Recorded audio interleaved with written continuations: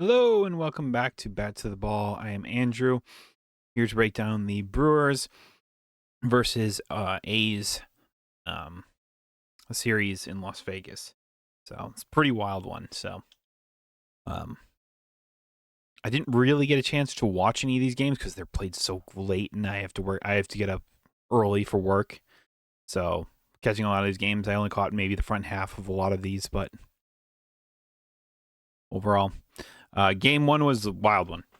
Final score was ended up being 15-14 in favor of the Brewers. Went 12 innings.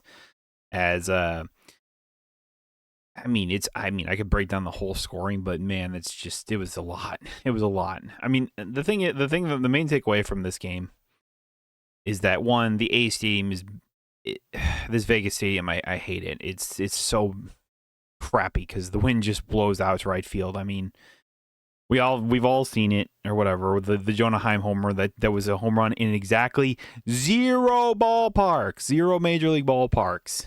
Like that ended up tying it in the 10th inning or whatever. That obviously annoyed the crap out of me and everyone, and I feel like everyone. But luckily the Brewers pulled it out. It was just. I mean, you score 15 runs, everyone's going to get involved. I mean, there was 11 home runs hit. It was. I mean, people call it the game of the year, and boy, I'm really glad I didn't watch it because I would have just been frustrated to all hell watching that game. Like pitching just wasn't there. Kyle Harrison was on the bump. It was definitely his worst start of the year. Wasn't necessarily his fault. There was a couple miscues by Ortiz in the early parts of the game that but it just put a lot of extra base runners on there and just a lot of extra stress. So I think the main thing you can take away from Harrison's start in Vegas is that it's kind of a fluke and stuff like that. It is defense didn't do him any favors, but he also just didn't have his best stuff that day. So fact is, he gave up 8 earned runs and only had and bumped his ERA to 2.72. Just shows that how good of a year he was, and it's like that's still really good. So I'm not worried about Harrison. I do worry about his confidence after leaving that game, but it's just like, man. I mean, that home run that Langoliers hit on the very first pitch of the game, I mean, that was so high, and he just got all of it, pretty much. It's just like literally like every fly ball felt like it was going out of there, and I'm just like, it's so stupid. I don't know. It's just like man, like I don't want to have to hit a ball 316 feet and then it's gone. It is dumb. I'm so glad the Brewers are just never gonna have to play here again, and it's like we won't have to play into the Vegas till what 2028 again. So everything like the it was like what was the camera angle in game one, by the way, as well. Like it was just utter dog. Like you could just tell like they were just like, one, weren't ready for this series, and two, it was just abysmal. I don't know. It's just like but it was a game of the year, and I go, dude, I'm so glad I did not watch this game. It everything just would have made me upset. Like literally everything just would have made me upset. So glad I didn't watch the like. It's like great comeback and all and everything like that, but it's like when it feels like pitching is just like non-existent. It's like that's not fun to watch. Luckily, it seems like the Brewers had like the pitching kind of held it down or whatever. It says like Uribe pitched to the inning in third after Ashby gave up the lead in the 10th inning, whatever. And then Patrick obviously came in and saved the game in that 12th inning because I guess nobody scored in the 11th because Uribe would have pitched the 11th. Looks like Barlow, not Barlow, the Suarez or whatever. So crazy game one. I'm not gonna go over everything because it's just like, but it's like everyone had hits. There was the big home run from Contreras that put him on his butt. Bowers just doing what Bowers does, man. And then Vonnie had 4 hits. And it's just like the only one that really had a bad game was Mitchell. He went 0 for 6 with 3 strikeouts. Like at least like Rengifo didn't get a hit, but at least he walked twice. Also had 4 strikeouts. Joey Ortiz, that was just a really off day for him. I mean, 2 miscues by him is just unheard of. I don't know. To me, it's just like, wow, that's just such a bad game from Ortiz, and he got a couple hits. So, but ultimately, yeah, it's a wild one. Brewers ended up winning. I'm just glad we don't have to play here anymore. Game 2 was kind of just like I don't know, more of the same, I guess, in essence, just not as much. Torrio hits his 5th home run on the mound up there. Gasser's on the mound. Gasser actually looked pretty good despite giving up a bunch of runs, though. Like, I think it wasn't until later. No, it was kind of early. I don't know. He looked fine, honestly, for the runs that he did give up. I mean, God forbid anyone hits a goddamn fly ball in that park and it's gone. It's just like, dude, the A's are gonna play there. They're like gonna play there for like in a couple of years. Like Kurtz is gonna hit 50 homers. Butler is gonna hit 50 homers. Rooker is gonna hit 50 homers, and it's gonna be stupid. It's just gonna be dumb. I don't know. That's what ballparks that are specifically made to just hit home runs is just like I know there's like Coors and Yankee Stadium and stuff like that, but they're not as bad as this one is. I don't know, man. That's just what it felt like. So it's like, yeah, despite Gasser's like numbers, honestly, he gave up 8 hits, 6 earned runs, a couple walks, struck out 7, which is pretty good. Which is pretty good. He allowed 4 home runs. I thought he pitched fine for a majority of that game. Fortunately, that's kind of when I went to bed. So, but the offense didn't really end up like really showing up after that. It was like Churio got the 2-run homers, a bunch of homers from the A's. I was meaning to wonder this. How many runs did the A's in this series score off of homers? Like 1 double there, so that doesn't count. Ground ball, homers, that's what, 3 runs right there. It's 4, 5, 6, 7. I'm just counting home runs at this point from the A's. 7, okay. 8, 9, 10, because Kurtz had the 3-run home run. 11. So 11 of the 14 runs that they scored in game 1 were off of home runs. 11. Come on. Game 2 was like what? Kurtz hit a homer. Bolden hit a home run or whatever. There was a guy on base, so it's like there's 3. Soderstrom hit a home run, 2-run home runs. That's 5. 6 from Heim, and then literally all of the runs are on homers for the A's in game 2. And then in game 3 was, I'm pretty sure, more of the same, where it was a homer, and then a 2-run homer. So literally all of them. All but like 4 runs, I think it was, of the 21, 25 runs. Only 4 of them weren't off of home runs. Get the fuck out of here. I hate this stadium so much. I just, it was a cool idea, and then I saw exactly what it was that this stadium is, and I'm just like, man, I freaking that. It's just like, it's just so stupid. I just got in my head about that or whatever, so I had to go through that real fast. It's just like, it's one of these series that I'm just like, I'm really glad was out west because I couldn't watch it, because it's just like every time I look at the box score or something like that, it's like home run, and I'm like, oh my god, this is so boring, just so boring, so stupid. It's like no one hits like all these homers and stuff like that all the time and stuff like that. Like, imagine if Coors Field had actual legit home run hitters and stuff like that with the analytics of today. It's like Troy Tulowitzki and like Carlos Gonzalez and Todd Helton are turning over basically and just going like, man, imagine we could have had that. How many homers we would have hit, basically.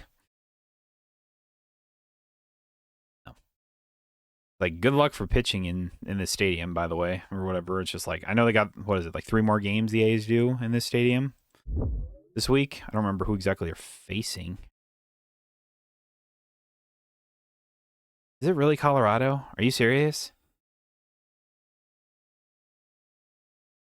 Oh my god, it is. Oh my god, it is. The Rockies and Athletics in that ballpark. Good lord. Jeez, I can't wait to see how many home runs they hit there. It's probably gonna be like somewhere around 20. Stupid. It's dumb. So, I mean, yeah, it's like I said, Gasser pitched I thought fine and stuff like that. The ball just carries so much because the wind is just gusting out to right field, and it's just so silly. It's just so silly. But I mean, at the time, it's like our offense didn't really do a whole lot. Yeah, you scored 5 runs or whatever. This is kind of just the series you like. All right, we played it. We're done. We're never coming back here. Type thing. It's really what it comes down to. Like this is a ballpark not meant for, you know, our team or whatever. It's like we're not home run hitters. Like, yeah, we have guys that hit home runs, but just kind of, I don't know, didn't take advantage of the ballpark as much as maybe we could have or should have. Type thing. It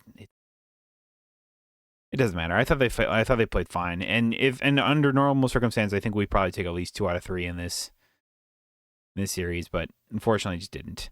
Game 3 was probably the one that was the most, I think, like frustrating. Sproat actually had a really good start. He really did. I thought he pitched extremely well for, especially in the ballpark that he did. And to only be taken out after just 6 innings, I'm like, man, he's only had 60 something pitches. Like I was like, I guess it was Murph was just like, all right, we got 6 good innings from Sproat, so it's like, let's bring out Patrick and try and win this game or whatever. And then then Patrick just throwing up meatballs and ballpark just like, oh, only having to hit the ball 300 feet to right field, and then the wind gusts it out, basically. It's just silly. It's like, I don't know. It's like Vaughn hit a single, Gary Sanchez homered to left field, not even to right field. And then Churio hit his 6th home run to straightaway center, dead center, and hit the goddamn camera, man. that was something. So, Sproat did give up the 1 home run to Aliga Williams, who I believe they said that was his first home run in his MLB career, so that was kind of neat.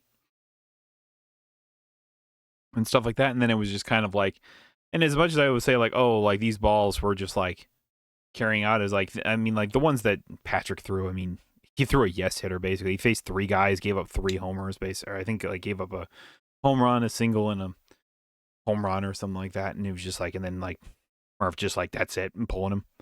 Type thing. Ashby came in. So, unfortunately, the offense didn't do anything again, and this was one of those series where it was just like we had many opportunities in that game to add on to this lead, and we just didn't do it. We were 1 for 10 in the runners in scoring position department, so that's not great. So, just another off day for the offense, I guess. I don't know. It's like, oh man, it stunk. It just stunk. Thank you. I don't know. I didn't really get a chance to watch these games, so I really don't know exactly how, every game went or whatever type thing. It's like, this is like, I hate like the Out West series when I work so early in the day. It's like I didn't really get a chance to watch these games, so I really don't know how well or how poorly we played at times. But it's like at some points I'm just like let's just get past the series, move on. I was so not a fan of this ballpark, and I'm so not going to be a fan of the A series or the A series going in the future. It's like they're literally building a stadium that's literally like like 1 block down or across the street or something like that, building it basically the same exact way. So balls are going to be gusting out to right field, and like I said, it's like Kurtz is going to hit 50 homers or whatever, 50, 60 homers type thing. It's like the entire A's offense will be built just off of home runs. They're going to be like one of the best offensive teams at home, and then one of the worst offensive teams at most away stadiums, probably. It's going to be stupid and honestly kind of just a joke, but, I don't know. I don't have much more to say about this series other than it was kind of like a, man, like especially game 3. It's like we had opportunities to win this game. Just never coming through, man. Unfortunately, Patrick just, I don't know. Like you could tell they were first pitch swinging. They were first pitch swinging on every strike, basically type thing, and you're just throwing cutters right down the middle of the plate, and it's just like just meatballs, Patrick. Come on, man. Ugh.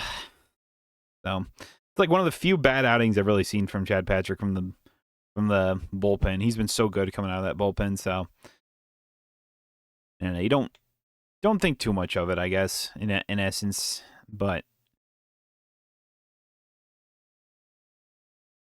I don't know. Just slightly disappointing A series. Overall, it's like out West series. You went 4-2, swept the Rockies. You took one more from the A's. So I guess you're happy with that because it's like in theory you took 2 out of 3 from both of them, which I think is pretty fair to say when you're on the road or whatever, especially there.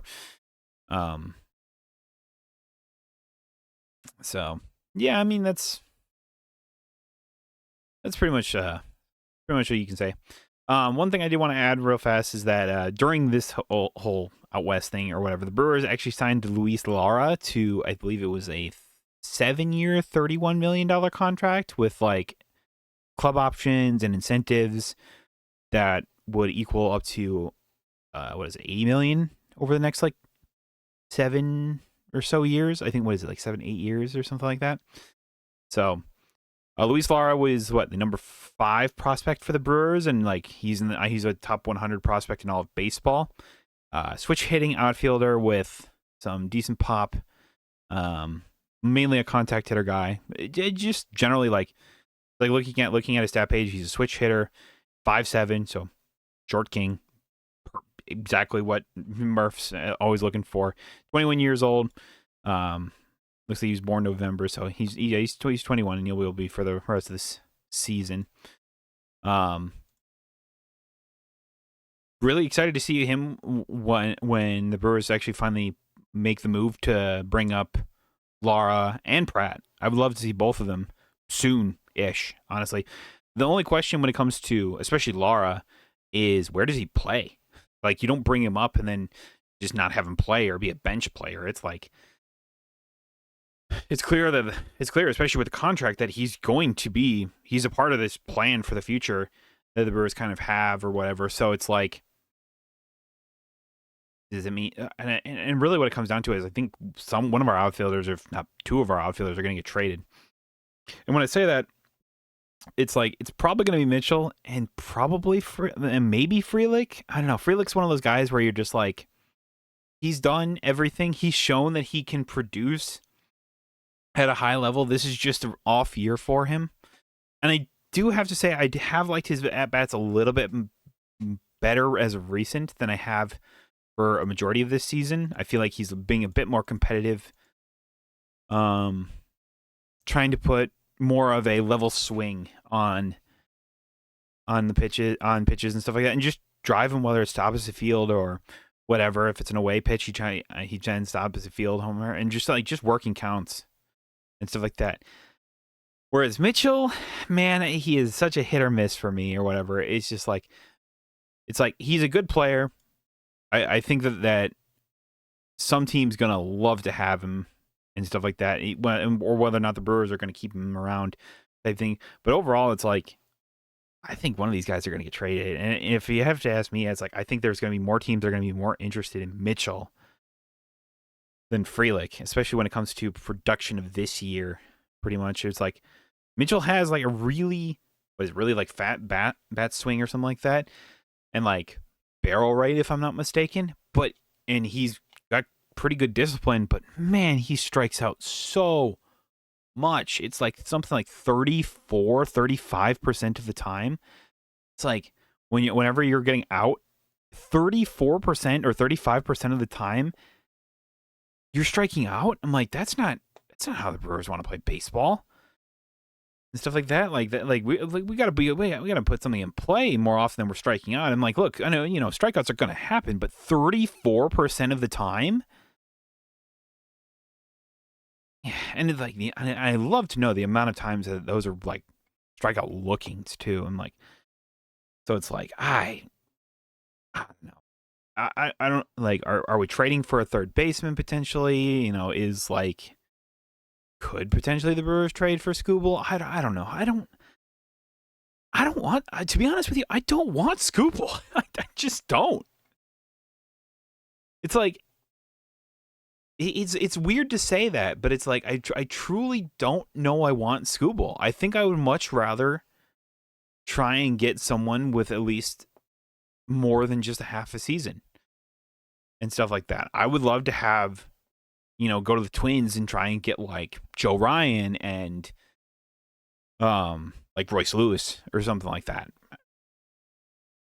I don't know. That to me that just feels like what I would rather get or something like that, or like I don't know. It's like there's thoughts that like maybe the Brewers try and go for Byron Buxton. That's you're gonna have to convince him again. I think I've talked about this in the past, but one of the other ones or whatever type thing, trying to convince him to waive his no trade clause for Minnesota and then come play for the Brewers. It's not an impossibility, but it's like then we're kind of back into the same situation that we already are in, basically, when we're trying to fit in Lara into this whole mix, basically this whole mixed grab bag. So it's like realistically, I think the Brewers are going to try and trade for a third baseman. What exactly that third baseman is, I do not know. I really don't know. Like, I don't know when he's scheduled to come back, but it's like, could you talk to the White Sox and maybe trade for Murakami? Great power bat type thing. I know he's primarily been playing first base because I think Miguel Vargas has been playing first base. That's always a possibility because you got another year on his contract, so Brewers wanted to trade him or potentially even extend him. That'd be really cool. But it kind of feels like that it's like, or it's like, I don't know. It's like we just need a bat over at like third base or whatever, whether that's bringing up Pratt or trading for a third baseman. Again, I don't really know what's out there. It's like that's why I say like Royce Lewis might be worth the price tag. He's been brought back up to the majors. How has Royce Lewis been doing? I'm curious. So I'd love to know, has he been playing well since his return, basically?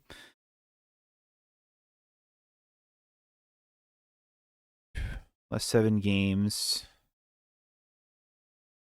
They've been playing Detroit, so it looks like he has... Yeah, he's been doing a lot better. 4 hits, 4 at-bats, and what is that? 2 hits on Game 1 versus Detroit. Hit a homer in Game 2.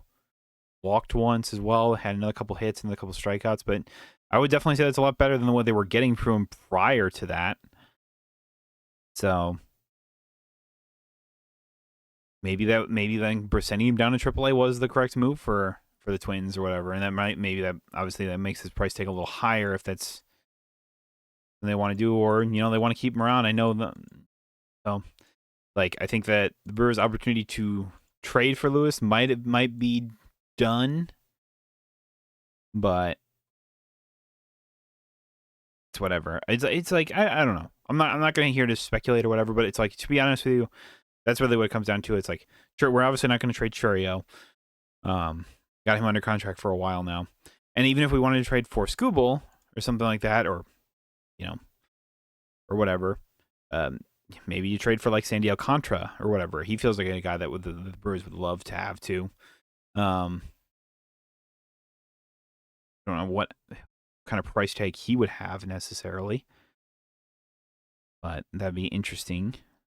No. Like whether it's the glove, whether it's the arm or the outfielder or the third baseman, second shortstop, whatever type thing. It's like I don't know. Like Jet Williams coming up at all this year? Is it just gonna be Pratt and maybe Williams stays down? Is Williams a part of a trade piece potentially? Maybe, I don't know, because it's like I wouldn't, looking at the Brewers prospects and stuff like that, I would much rather trade Jet Williams. I know we got him from the trade with Freddie Peralta, but overall it's like I'm looking at it, I'm like, man, I know it's only like high A ball or something like that, but Andrew Fisher's been really good and stuff like that. And so it's like, I think his development's coming along extremely well and looking like he's going to be a great bat for the Brewers going forward. Now, that does not really necessarily solve third baseman problems as of today, but like I'm saying, if you could get like a guy like Murakami, or I don't think the White Sox would be willing to trade Miguel Vargas. I think he's too ingrained in that team to want to trade away. Royce Lewis might be a little too high at the time, or maybe the White Sox the Twins are looking to it, whatever. Speculations aside, we do need a bat at third base. Renjifo's not really getting it done. Hamilton's been a little bit better, but not much better. I just want a right-handed bat at third base. And whether that's, like I said, just bringing up Jet Williams or not. Bringing up Pratt, and then maybe having Pratt play third base, or Ortiz move over to short and third base, or that means just like David Hamilton's going to get some more starts out in third base or whatever. Doesn't feel like Murph wants to play him when the lefties are on the mound, because Hamilton really struggles against lefties. So that's why kind of Renjifo starts on those days. I don't know. All speculations. We'll see what the Brewers have in mind. I'm sure that there is a game planned for Lara at some point. He has a 940 OPS in that or whatever, and I know like the scouting report is that he's had good contact. He's a good glove out there and out in the outfield and stuff like that, and like kind of like the hits will come type thing or whatever. And it feels like this season he's kind of breaking out a little bit type thing. It's like an average of 336, OBP of 447, and like, let's say slug there, but I mean, you can kind of figure it out from there. Like, yeah, slug is 493, 940 OPS in 58 games, 211 ABs, 71 hits with 7 home runs, 2 triples and 8 doubles. So 41 walks, so he's walking a lot too, and not striking out a ton with only 32 strikeouts, 20 stolen bases. So he's fast. Not shocking there. I mean, literally, these are all great numbers. I think I looked at him a while back, and then going like, we need to bring this guy up, stuff like that, and he just continues to deliver. So now with him being signed to a contract, I think there's a very realistic possibility of that. So, and I know I remember seeing a tweet from Adam McCravey about his kind of thoughts about that. He's like, there was a weekend that's kind of coming up that maybe the Brewers are looking at potentially bringing up, either Pratt or Lara, maybe both at the same time. Who knows? Really just shake up that offense, the infield as well. So I'd have to assume if Pratt's coming up that probably Renjifo is going to get the DFA, and Ortiz is probably going to either have to shift over to third base, and or Pratt might have to play some third base if that happens as a result of that. So sounds like Pratt's really good defensively, so I think that's perfectly fine. Ortiz, I think, has more practice over there. I don't really know, to be honest with you. It's like, seems like Pratt's been kind of all-time shortstop pretty much, so it might mean that, but all speculation. So where does it make room for, Lara if they do bring him up? They're probably send down Perkins, but I think Perkins is really only in the majors for as long as like Lockridge is going to be out. So I don't know. We'll see. Looking forward to this weekend's series versus the Phillies. So this is going to be a big series for the Brewers. The Phillies are 37-31. They are currently second in the NL East behind the Braves. So, probable starters for Game 1 is Jacob Mizorowski versus, is this Andrew Painter? It is Andrew Painter. Holy moly. It's 1-7. All right. Started 11 games in 12. Okay, so he must have had like an opener one time. 1-7 with a 6.21 ERA. Okay.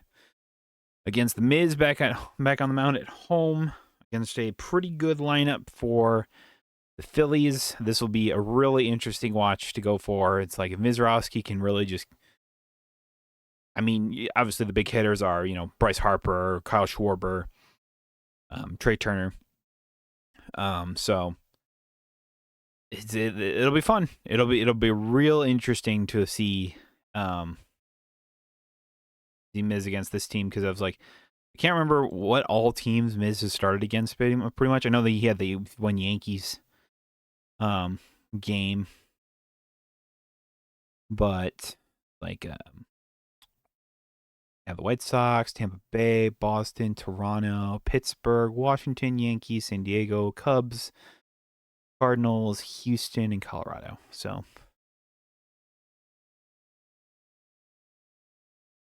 Cha. Miz coming off of a really good, obviously really good start. We kind of covered it last time with against the Rockies or whatever. Might not have been his sharpest game of all time, but he really proved that he can.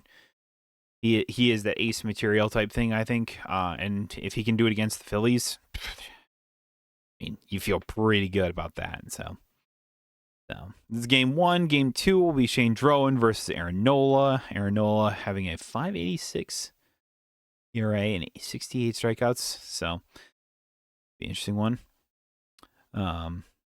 Drowan kind of seeming like he's kind of getting that starting role over Coleman Crow after that kind of rough outing from him against the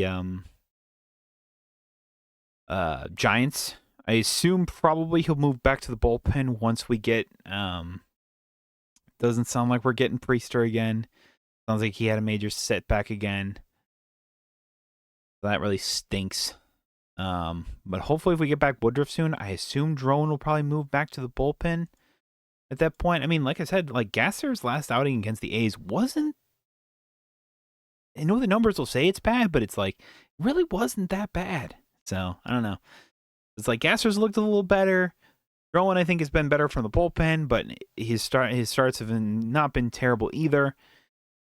Type thing. So we'll see what Drowan can do against this good Phillies lineup as well. Luckily, if their two big sluggers are left-handed, so it's like he has a bit of advantage there between him and Schwarber and Harper. But they are proven guys, so they can definitely hit lefties. So not like, oh, they're automatic outs or anything like that. No, absolutely not. And then game three will be Christopher Sanchez versus Kyle Harrison. So hopefully Harrison can get back on the mound and pitch a really good game against, because Sanchez will definitely be on his game. Dude, there was a part of me that really wishes that it was Mizrowski versus Christopher Sanchez. Oh my God, that'd be a hell of a game to watch. Let's see who could get the better of one another. Oh my goodness, that'd be so interesting. But that is not going to be the case. So Kyle Harrison versus Christopher Sanchez. See if we can really mess up Sanchez's numbers and get Miz more in the conversation for Cy Young and stuff like that. Maybe Cy Young favorite, because I think Sanchez is currently the favorite to win the Cy Young. So it's still early in the season. Still pretty early in the season. We are obviously not even halfway through the season yet. So, but be really nice. So, yep, that is for the Philly series. I believe, what was it, Saturday is the William Contreras bobblehead giveaway. That's that'll be neat. Probably packed house for Saturday game for sure. And obviously, whenever Miz is on the mound, people are going to want to come. So Friday's game is going to be there. And Kyle Harrison, everyone wants to see Christopher Sanchez. This probably is going to be a big weekend for the Brewers, not only for attendance wise, but also just like this is a good opponent. Let's take 2 out of 3. They're coming to our house. Let's take it. So, yes, sir. That's pretty much all I have to say there. Yeah. So I guess in summation, A series, don't worry about it. Type thing. Worry about a type thing. Let's focus on the Phillies. So, and really, really excited to see Luis Lara and potentially Pratt and whatever else. See if the kind of like the roster kind of shakes up along with a few guys coming back or whatever. I love to see Woodruff get back there. It sounds like he might join. That he's joining the team on Friday. He's coming back to Milwaukee on Friday. I don't think there's any intentions in him starting, but it's like it sounds like he's very close to being through his rehab though. So that is really great to hear. Woodruff, Big Woo was always one of my favorite pitchers and stuff like that. So it's like when I heard that, when the whole thing with his dead arm thing happened, I'm like, oh no, don't tell me that's the career, man. Don't tell me that's it for him. Luckily, it doesn't seem like it is. All right. Enough of me rambling and stuff like that. Thank y'all so much for watching. Be sure to subscribe to this channel if you want to see more kind of like Brewers breakdowns. Kind of throw in like the Luis Lara thoughts. And I had intentions of making that a video in and of itself, but ultimately I was just like, I didn't have time to make it. And two, I was just like, I'll just talk about it during this because I was like, I didn't have much to talk about it over the A's series in general. So, yeah.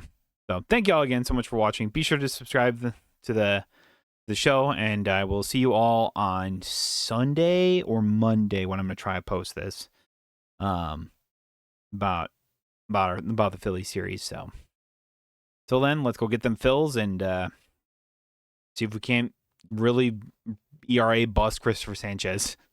That'd be really cool. So not counting on that. He's been so good. So anyway, bye-bye.